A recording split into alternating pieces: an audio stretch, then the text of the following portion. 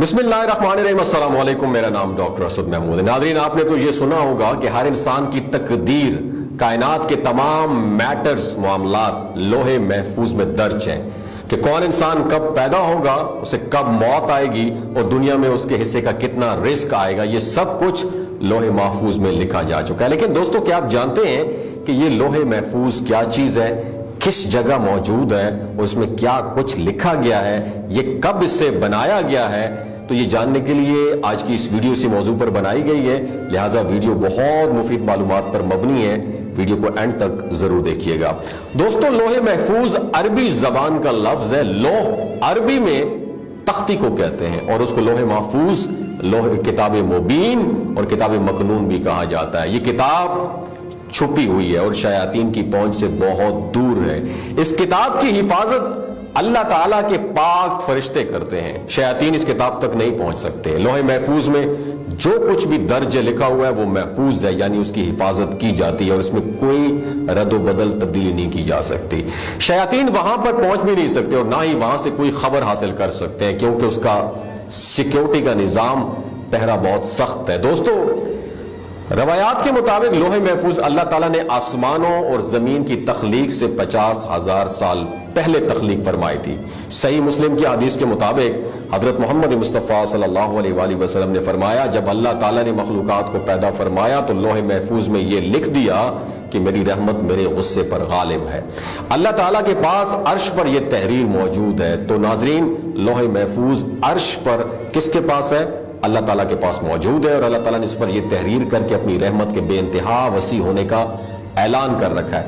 हजरत इब्ने अब्बास रजी अल्लाह ताला अन्हु से रिवायत है कि अल्लाह ताला ने लोहे महफूज में सबसे पहले यह दर्ज किया कि मैं अल्लाह हूं, मेरे सिवा कोई इबादत का मुस्तहिक नहीं है और हजरत मोहम्मद मुस्तफ़ा सल्लल्लाहु अलैहि वसल्लम अल्लाह ताला के रसूल है, जिसने मेरे फैसले को तस्लीम कर लिया और मेरी नाजिल करदा मुसीबत पर सब्र किया और मेरी नेमतों का शुक्र किया, तो मैंने उसे सद्दीक भी कहा और उसे सिद्दीकीन के साथ उठाऊंगा। और जिसने मेरे फैसले को तस्लीम नहीं किया और मेरी नाजिल करदा मुसीबतों पर सब्र नहीं किया और मेरी नेमतों का शुक्र अदा नहीं किया, तो मेरे सिवा जिसे चाहे मर्जी अपना माबूद बना ले।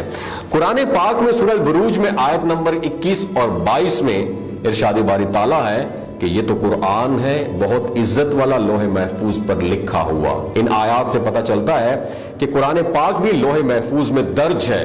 कुरान पाक जिस किताब में मौजूद है वो सहीफे बहुत पाकीज़ा हैं, उनको कोई छू नहीं सकता मा सवाए उनके जो पाक और साफ हो, यानी इज्जत वाले फरिश्ते ही लोहे महफूज को छू सकते हैं। लोहे महफूज उन फरिश्तों के हाथ और उन फरिश्तों के कब्जे में है। इससे पता चलता है कि असल लोहे महफूज कुरान जो है ना, लोहे महफूज में मौजूद है और हमारे पास जो कुरान पाक है वो उस कुरान पाक की एक कॉपी है।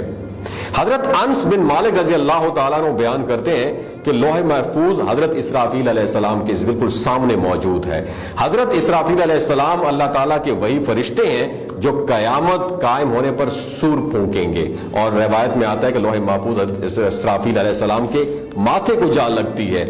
हजरत इसराफील अलैहिस्सलाम जमीन की तरफ निगाहें झुकाए खड़े हुए हैं। जब लोहे महफूज उनके माथे पर लगती है तो वो नजर झुकाकर उसको देखते हैं और ये लोहे महफूज जिन, शयातीन और हर किस्म की बद्दी की ताकतों से इतनी दूर है कि जिसका अंदाजा भी नहीं लगाया जा सकता। लोहे महफूज में मौजूद तकदीरें और अमूरे कायनात में किस तरह नाजिल होती हैं, दरअसल पूरा प्रोग्राम लोहे महफूज से लोहे अव्वल से दोयम पर आता है। ये लोहे महफूज जैसे एक तख्ती है और लोहे दोयम से ये प्रोग्राम अलग अलग इंडिविजुअल, इंफरादी तौर पर तमाम जानदारों तक पहुंचाया जाता है। क्योंकि इस प्रोग्राम में इंसानी इरादे भी शामिल होते हैं। जैसे किसी इंसान ने कोई काम करना है तो ये काम उसके जहन में इसी तरह वारिद होता है, फिर उस काम में इंसान अपना जाती इरादा शामिल कर लेता है, फिर उस काम को सरअंजाम देता है। यानी हर काम, अमर और काम में इंसान को नियत और इरादा करने का मुकम्मल इख्तियार अता किया गया है। ये कुरान करीम में कुछ अल्फाज ऐसे हैं जिनका मतलब आज तक किसी को नहीं मालूम और ना ही ये मालूम होगा। यहां तक कि हजरत मोहम्मद मुस्तफ़ा सल्लल्लाहु अलैहि वसल्लम ने भी ان الفاظ کا مطلب صحابہ کرام رضوان اللہ تعالی اجمعین کو نہیں بتایا، بلکہ ان کو سیکرٹ راز میں رکھا گیا۔ اس کے پیچھے ایک بہت بڑی حکمت ہے۔ ان الفاظ کو حروف مقطعات یا لوح قرآنی کہا جاتا ہے۔ آپ نے اکثر دیکھا ہوگا کہ اکثر گھروں کے دیواروں پر برکت کے لیے یہ لوح قرآنی لکھے ہوئے ہوتے ہیں۔ یہ اللہ اور رسول کے درمیان ایک کوڈ ورڈ ہے جو دنیا کو نہیں بتایا گیا، اور بہت سے علماء کرام یہ اندازہ لگاتے ہیں کہ ان الفاظ کے اندر روز قیامت امت مسلمہ کے لیے بہت سے خوشخبریاں چھپی ہوئی ہیں۔ اگر ان کو دنیا میں بیان کر دیا جاتا تو ہو سکتا ہے لوگ جنت اور دوزخ کے لیے اور روز قیامت کے لیے اتنی سٹرگل کرتے ہی نہ۔ لوح قلم اللہ کے پاس موجود ہے۔ دنیا اور کائنات کی کوئی بھی مخلوق اس میں کوئی علم چھین نہیں سکتی، نہ ہی کوئی اس میں رد و بدل کر سکتی ہے۔ تمام آسمانی کتب نازل ہونے سے پہلے اسی لوح محفوظ پر لکھی ہوئی تھیں۔ یہ لوح محفوظ اللہ کے عرش کے پاس موجود ہے جو سفید موتیوں سے بنی ہوئی ہے۔ اس کے الفاظ سرخ یاقوت کے ہیں، اس کے الفاظ اور قلم نور سے بنے ہوئے ہیں۔ ایک روایت میں ہے کہ اللہ تعالیٰ ہر روز 360 مرتبہ اس پر نظر کرم کرتے ہیں، کسی کو عزت بخشتے ہیں اور کسی کی آزمائش میں کسی کو ڈال دیتے ہیں، اور کسی کو رزق، کسی کی زندگی اور کسی کے لیے موت کا حکم صادر کرتے ہیں۔ اس کی لمبائی آسمان اور زمین کے برابر ہے، جب اس کی چوڑائی مشرق سے مغرب کے برابر۔ یہ اللہ کے فرش کے دائیں طرف بندھی ہوئی ایک فرشتہ ہے، اس کی گود میں موجود ہے۔ ناظرین، اب تک آپ نے صرف یہی سنا ہوگا کہ انسان کو اس کے اعمال کی بنیاد پر یا تو ہمیشہ کے لیے جنت میں داخل کر دیا جاتا ہے یا برے اعمال کی وجہ سے جہنم اس کا ٹھکانہ ہوگا۔ اور آپ میں سے بہت سے لوگ یہ بھی جانتے ہوں گے کہ جنت اور جہنم کا یہ سفر ہمیں ایک پل کے ذریعے طے کرنا ہے، جسے ہم پل صراط کے نام سے جانتے ہیں۔ یہ پل بال سے بھی زیادہ باریک اور تلوار سے زیادہ تیز ہوگا۔ یہ پل جہنم کے اوپر موجود ہوگا اور اسے پار کرتے ہوئے سامنے جنت کا دروازہ ہوگا، اور کہا جاتا ہے اس پل کی لمبائی کئی ہزار سال کی مسافت جتنی ہوگی، اور کہا جاتا ہے جہنمی لوگ جہنم کی آگ کی شدت سے کٹ کٹ کر جہنم میں گر رہے ہوں گے، جبکہ اللہ کے نیک بندے اور جنتی لوگ بجلی کی تیزی سے پل صراط کو کراس کر جائیں گے۔ اپنے اعمال کی وجہ سے کچھ لوگ آہستہ آہستہ چل کر اور کچھ لوگ رینگ رینگ کر انتہائی تکلیف سے چل رہے ہوں گے۔ دوسری طرف ہمارے آقا محمد مصطفیٰ صلی اللہ علیہ وسلم جنت میں جانے کی بجائے اللہ کے حضور سجدہ ریز ہوں گے کہ اے اللہ میری امت، اے اللہ میری امت، اے اللہ میری امت کی خیر فرما۔